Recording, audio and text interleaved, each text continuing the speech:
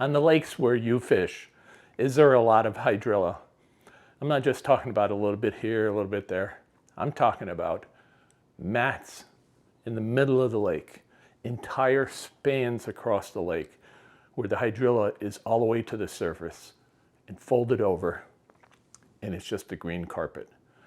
And then for hundreds of yards from there, even though it's still 7 foot of water, the hydrilla is just inches under the surface. And it's like that all the way through most of the lake, including the shallows. That's the kind of hydrilla that we're talking about. How do you fish that? Come along, let's try it. I've got some ways.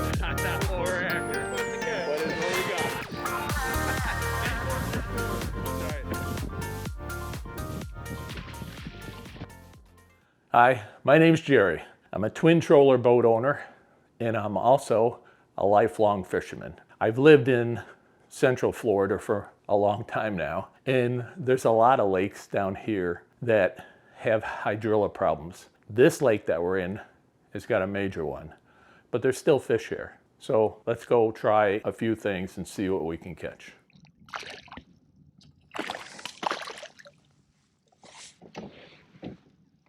I'm not sure how the sound quality will be because I don't have that hydrilla almost to the surface. I'm flipping a 1.5 ounce sinker with a craw type weight on it. It's pegged to the 1.5 ounce sinker heavy trocar hook, and sure enough, eventually I stumbled into this one.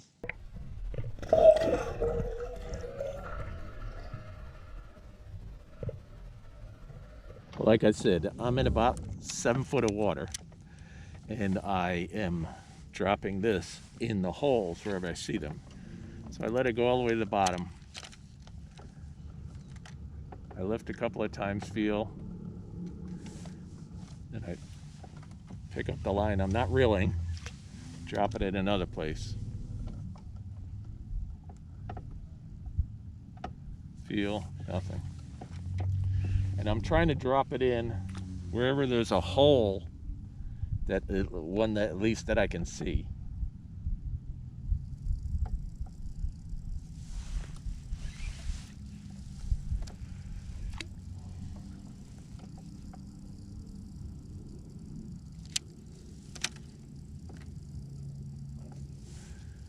And the boat is going along very, very, very slow.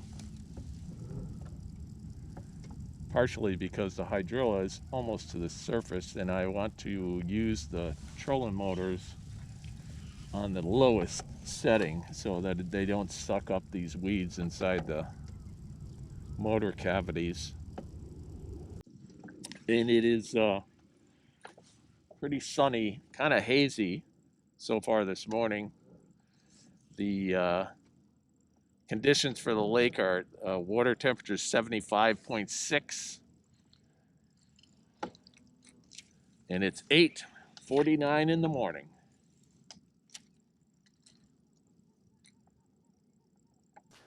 You can see in the water, hopefully with the camera, how high the hydrilla is to the top of the water.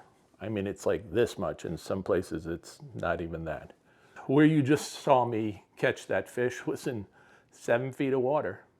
That means that there's literally 7 feet of hydrilla right here. Well, underneath the hydrilla, it's open. When I drop that heavy weight into the hydrilla, it punches its way through, and on the bottom, when I lift it up, there isn't any resistance. I hope for resistance because it means there's a fish there, but the weeds aren't there. It isn't until you lift that rod up for a little bit that you start to feel the hydrilla. So there's like a runway underneath the heavy hydrilla where the fish travel. When you drop that 1.5 ounce weight through the top, it comes down. If there's a fish there, it drops in front of their face. They usually just react to it and they reach out and grab it. Some days, that's where the big girls are. The problem is trying to find them. And today, I am going to cover large areas doing this.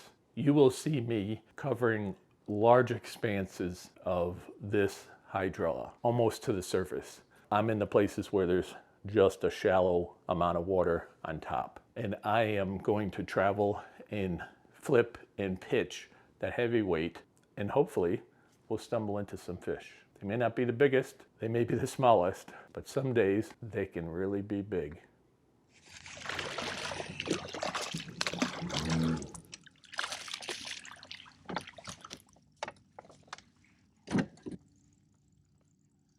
Well, that's not a bad fish right there. Another one just flipping in the heavy stuff.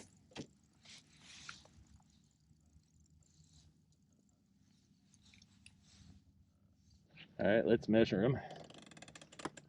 Lengthwise anyway. Close his mouth, put it up against the rest in the front. All right, he's 16 3/4 inches.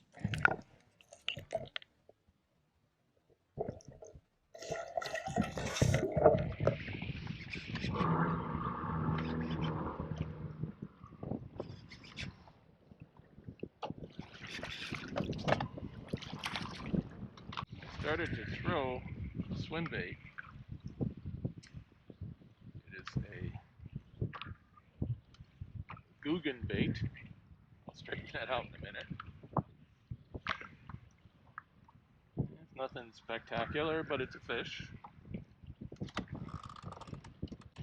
About 13 inches long.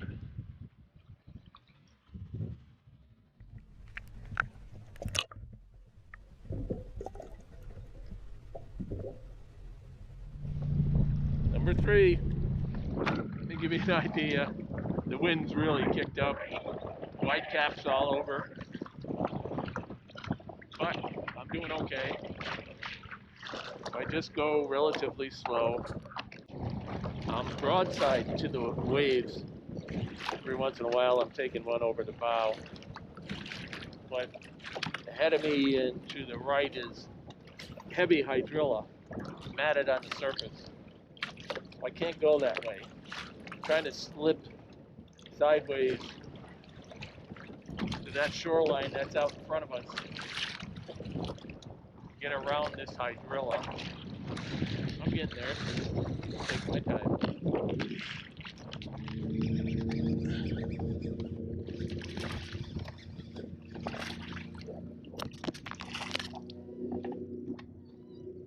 Must have been my reward.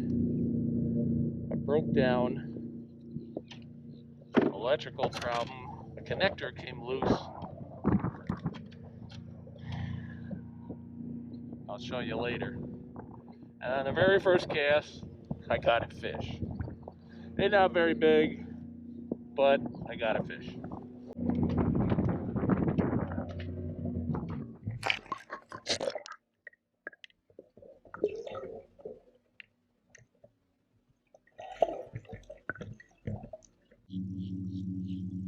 Hey, Wayne!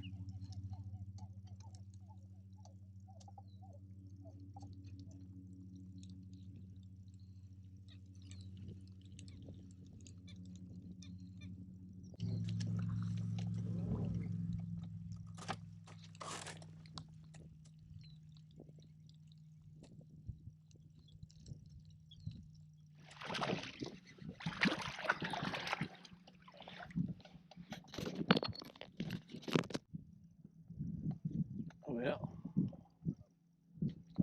That was a nice one. That's on the Zoom Magnum Speedworm.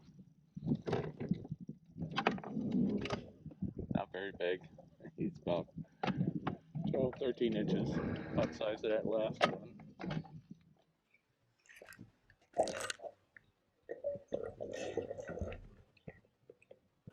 Because I didn't run into some of the big girls out in deeper water, I decided to try a little bit shallower. And you can see in the water here how much the hydrilla is, again, right up to the surface. I may be only in 3-4 feet of water, but I've only got a couple of inches on the top. I've caught some fish back here, and I'm trying to see if there are fish back here shallower because I just haven't stumbled into them out there. It's just a method of trying to cover water to see what you can find.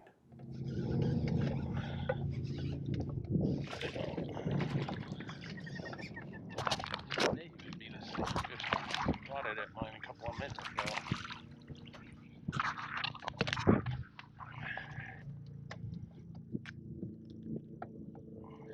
Swim Senko.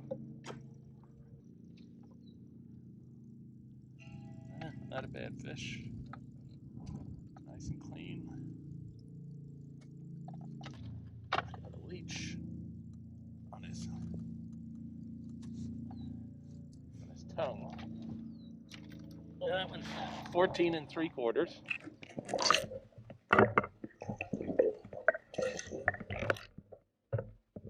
You can see on some of my underwater shots where I'm releasing fish that I'm not following the fish too far down in the water because the hydrilla is right there. You wouldn't be able to see anything but the grass. So once the fish is released, they're gone. That's about all I can show you. This is a Swim Senko. It's on a weighted swim bait hook. This has got a screw-in nose, 1/8 ounce weight on the bottom. It's a 4/0 owner hook. I hope that you could hear while I was out on the lake today. It got pretty windy and it's a little bit difficult. I also forgot one of my GoPros, which I usually wear in my chest, and it's got a microphone that's closer to here.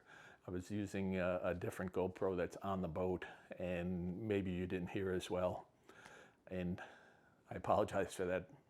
Next time I won't forget it. Today, we started out and it was relatively calm. The breeze started to pick up and it was blowing me right across open water, and I just drifted with it, flipping and pitching into that deeper water with the hydrilla. Eventually I got to the point where I had to decide that I might need to come home, and the wind was really starting to howl, whitecaps and all the rest, and if I took my time, even though once in a while a wave would splash up over the front, I got back to the more protected area in the lake. I didn't catch anything really big today, but doing this kind of fishing is something that could produce big fish. I also made a comment at one point how I broke down on the water here. I had an electrical problem, and I'm going to save that for the next video. I want to show you what happened, and I want to show you what I did, and how once I got home, I did some things to make sure that that doesn't happen again. Thanks for watching my YouTube channel. Thanks for following me. I appreciate those of you that have subscribed. Thank you. If you haven't subscribed, please do that. Give me a thumbs up, make a comment. Thanks for watching. Bye now.